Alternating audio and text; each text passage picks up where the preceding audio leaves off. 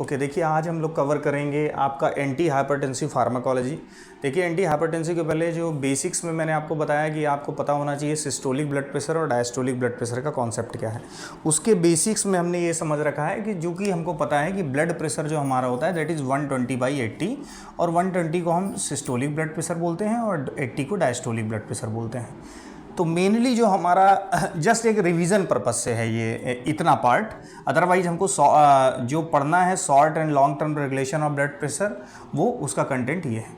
तो बहरहाल systolic blood pressure का हमको पता था कि जब यहाँ पे ड्यूरिंग द सिस्टोल, जब इसका वेंट्रिकल का कॉन्ट्रैक्शन हो तो what ever the pressure in the arterial system, इस आर्टेरियल सिस्टम पे जो प्रेशर होगा एट द मैक्सिमम कॉन्ट्रैक्शन, वो क्या होता था, सिस्टोलिक ब्लड प्रेशर। और वो एक्चुअली डिपेंड करता है कार्डियक आउटपुट पे। देखिए यहाँ पे कार्डियक आउटपुट जितना ज़्यादा होगा प्रेशर उतना ज़्यादा इस पे अप्लाई होगा। तो systolic blood pressure cardiac output पे डिपेंड करता है। जबकि डायस्टोलिक ब्लड प्रेशर की हमने बात की, उसमें हमने बोला कि during the relaxation of the ventricle, जब ये वेंट्रिकल रिलैक्स हो, एक्सपैंड हो रही हो, उस समय जब यहाँ का प्रेशर फॉल होगा तो एक पॉइंट आएगा जिसपे सेमिल्यूनर वॉल्व यहाँ के क्लोज हो जाएंगे। और after closing the semilunar valve what ever the pressure remain in this part, जो प्रेशर बचा हुआ है यहाँ पे आर्टेरियल सिस्टम में आफ्टर क्लोजिंग दिस, या तो ये कह लो या तो ये कह लो, बिटवीन द टू बीट, दो हार्ट बीट के बीच में जो प्रेशर हो during the relaxation of the heart, जो प्रेशर यहाँ पे रिमेन हो उसको बोलते हैं डायस्टोलिक ब्लड प्रेशर। और डायस्टोलिक ब्लड प्रेशर डिपेंड करता है कि आपका उस पर्टिकुलर आर्टेरियल सिस्टम में रेजिस्टेंस कितना है। अगर रेजिस्टेंस ज़्यादा है तो डायस्टोलिक ब्लड प्रेशर ज़्यादा होगा, और रेजिस्टेंस अगर इस एरिया में कम है तो डायस्टोलिक ब्लड प्रेशर कम होगा। इसलिए डायरेक्टली प्रोपोर्शनल है किसके, TPR, टोटल पेरिफेरल रेजिस्टेंस के। और रेजिस्टेंस का मतलब ये होता है कि जैसे आप सपोज करिए यहाँ पे फैटी प्लेक डिपोजिशन है या साल्ट का ज़्यादा इंटेक करते हैं तो आपकी जो ब्लड वेसल्स है वो ज़्यादा रिजिड है, उसकी स्मूथ मसल ज़्यादा इलास्टिक नहीं है, तो वहाँ पे कई बार उसको हम रेजिस्टेंस से कोरिलेट करते हैं। तो ये आपका एक बेसिक पार्ट है। अब हम आते हैं मेन टॉपिक पे। देखिए हमारा जो मेन टॉपिक है, चूंकि इसका थोड़ा रिलेशन इससे है इसलिए मैंने एक्सप्लेन किया।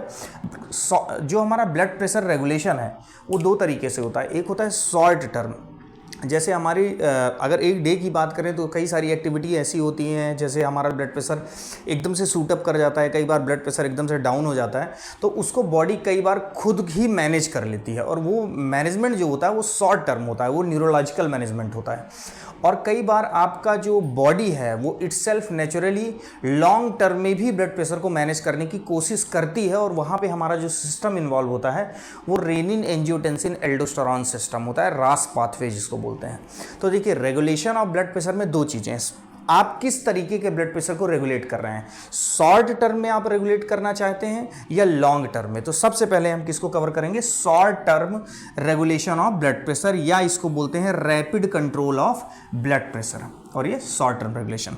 तो देखिए बच्चों यहाँ पे क्या है, इसी को आप शॉर्ट टर्म में बोलते हैं बैरो रिसेप्टर रिफ्लेक्स। तो सबसे इंपॉर्टेंट हो जाता है कि आपको पता होना चाहिए कि बैरो रिसेप्टर्स क्या होते हैं।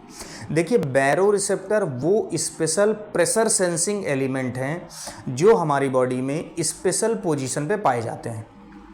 स्पेशल पोजीशंस में कुछ पार्ट, जैसे आपका अओर्टिक आर्क, कैरोटिड साइनस और juxtaglomerular cell of the kidney, इन तीन कंडीशंस पे आपके कौन से रिसेप्टर पाए जाते हैं, बैरो रिसेप्टर। और बैरो रिसेप्टर इस बात को सेंस करते हैं कि उनके ऊपर पड़ने वाला ब्लड का जो प्रेशर है वो ज़्यादा है और क्या कम है। तो डिपेंडिंग ऑन कि ज़्यादा है तो वो कम करेंगे बॉडी को रेगुलेट करके, और अगर कम प्रेशर पड़ रहा है तो उसको ज़्यादा करेंगे। Means they are responsible for maintaining the homeostasis और the blood pressure, right. So in the short term regulation the main mechanism that is responsible for the regulation of blood pressure is baroreceptor reflex. देखिए इस diagram को हम समझते हैं, ये आपका 4 chambered heart है। इस 4 चेम्बर्ड हार्ट में आपको सब चेम्बर्स पता है ऑलरेडी, बार बार एक्सप्लेन नहीं करना है। तो ये हमारा लेफ्ट वेंट्रिकल है, and that coming out the aorta, and aorta ये वीनस सिस्टम आ गया, और venous system coming back to the right atrium, and here is the bifurcation arc of the aorta. This arc of the aorta has this element.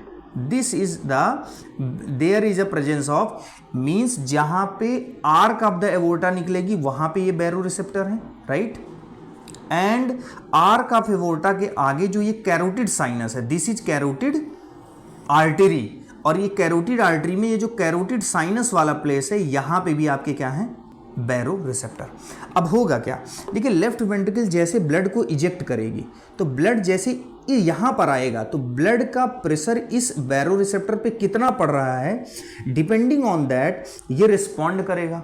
अब suppose करिए एक बार for example लेते हैं कि ब्लड का प्रेशर पड़ने वाला, यहाँ से जो ब्लड वॉल्यूम है बहुत ज़्यादा निकला और ब्लड का प्रेशर कार्डियक आउटपुट बहुत ज़्यादा था, जिससे बैरो रिसेप्टर पे पड़ने वाला जो प्रेशर था वो ज़्यादा था, मीन्स बीपी ज़्यादा है। तो अब यहाँ पे जब प्रेशर ज़्यादा पड़ा तो देखिए बैरो रिसेप्टर का डायरेक्ट कोरिलेशन किससे होता है, सेंट्रल नर्वस सिस्टम से।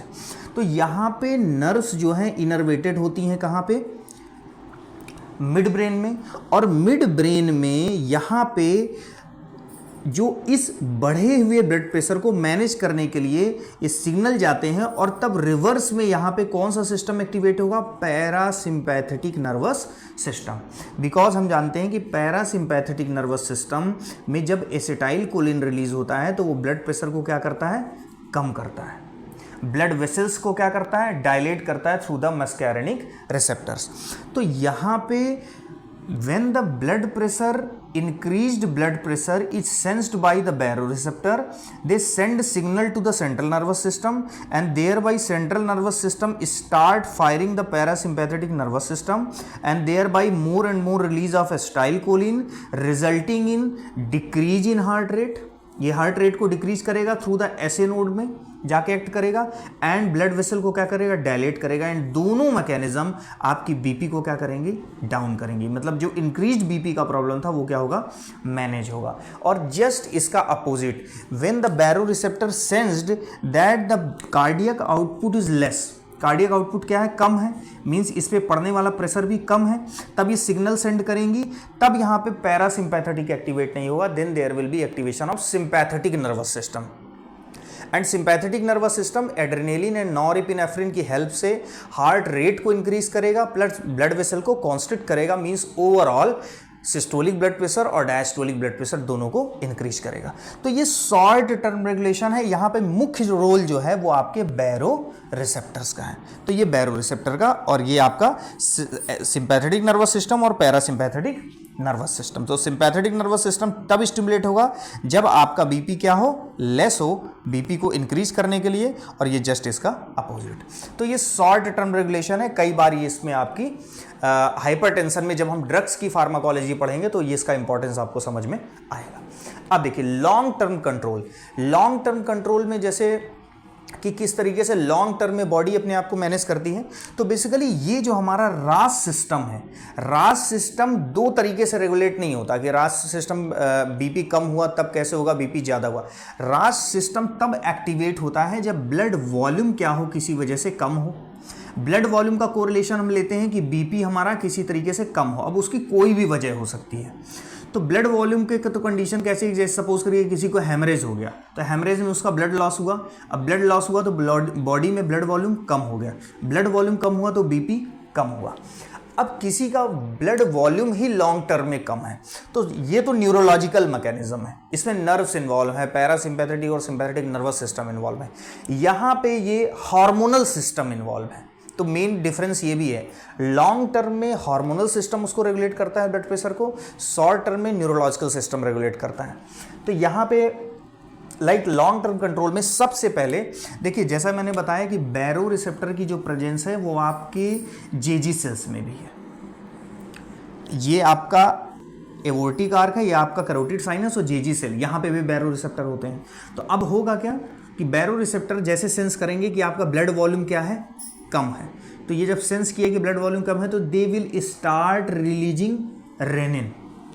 अब जब रेनिन रिलीज करेंगे तो रेनिन का एक काम होता है कि renin converts angiotensinogen, special protein synthesized in the liver, ये लीवर में सिंथेसाइज्ड होती है, and that renin converts angiotensinogen angiotensin first. Angiotensin first को एंजियोटेंसिन सेकंड में चेंज कर दिया जाएगा with the help of an enzyme called angiotensin converting enzyme. और ये एंजाइम आपके कहाँ अवेलेबल होते हैं, लंग्स में। Means there will be initial angiotensinogen angiotensin 1 में with the help of renin. Renin क्यों रिलीज हुआ? क्योंकि इसने सेंस किया कि ब्लड प्रेशर, या बैरो रिसेप्टर ने सेंस किया कि ब्लड प्रेशर क्या है, कम है, तो ये ब्लड प्रेशर को इंक्रीज करने की मैकेनिज्म है। अब जब 81 82 में कन्वर्ट हुआ with the help of S, तो ये जो 82 है बच्चों, ये दो तरीके से हेल्प करता है। 82 एक तो डायरेक्ट पोटेंट वैसो कॉन्स्ट्रिक्टर होता है, तो जब वेसल्स को कॉन्स्ट्रिक्ट करेगा तो ऑटोमेटिकली बीपी को क्या करेगा, इंक्रीज करेगा। तो ये क्या है, एक पार्ट, इस पार्ट में आप देखिए कि पावरफुल वैसो कॉन्स्ट्रिक्टर है, तो ये खुद क्या कर रहा है, बीपी को इंक्रीज कर रहा है। तो बात वही हुई कि बीपी हमारा क्या था, पहले कम था, तो इसने क्या किया, मैनेज किया, बीपी को बढ़ाया। Second point, 82 also goes over the zona glomerulus of the adrenal cortex, और जोना ग्लोमेरुलस वो पार्ट होता है जहाँ से क्या रिलीज होता है, एल्डोस्टेरॉन। और एल्डोस्टेरॉन जब रिलीज होता है तो बच्चों ये क्या करता है, सॉल्ट एंड वाटर का रिटेंशन कराता है।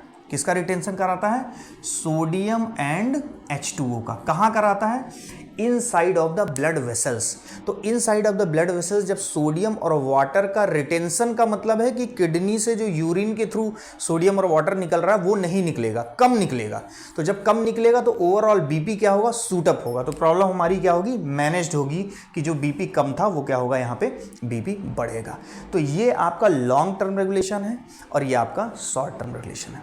तो अब हम एक्चुअल में एंटी हाइपरटेंसिव ड्रग्स की बात करेंगे, तो आपको बहुत क्लियर होगा कि एंटी हाइपरटेंसिव में आप बीपी को कम करेंगे तो नो डाउट कई बार आप एल्डोस्टेरॉन एंटागोनिस्ट लेंगे, कई बार एस इनहिबिटर लेंगे, कई बार आपका जेजी सेल में बीटा 1 रिसेप्टर होता है, बीटा 1 के थ्रू भी ये पाथवे एक्टिवेट होता है, तो बीटा 1 एंटागोनिस्ट की बात करेंगे। तो इस तरीके की आप पैरासिम्पैथेटिक नर्वस सिस्टम के कोई एगोनिस्ट ड्रग की बात करेंगे। तो इस तरीके से आप अपनी ये प्रॉब्लम हाइपरटेंशन को अब आसानी से आप अपना कॉन्सेप्ट क्रिएट कर सकते हैं। तो बहुत इंपॉर्टेंट है, देखिए किसी चैप्टर को पढ़ने से पहले आपको उसके बेसिक्स क्लियर होने चाहिए ताकि आप उसकी एक अंडरस्टैंडिंग अच्छी बना पाएँ। So this is all about the regulation of blood pressure. Thank you very much.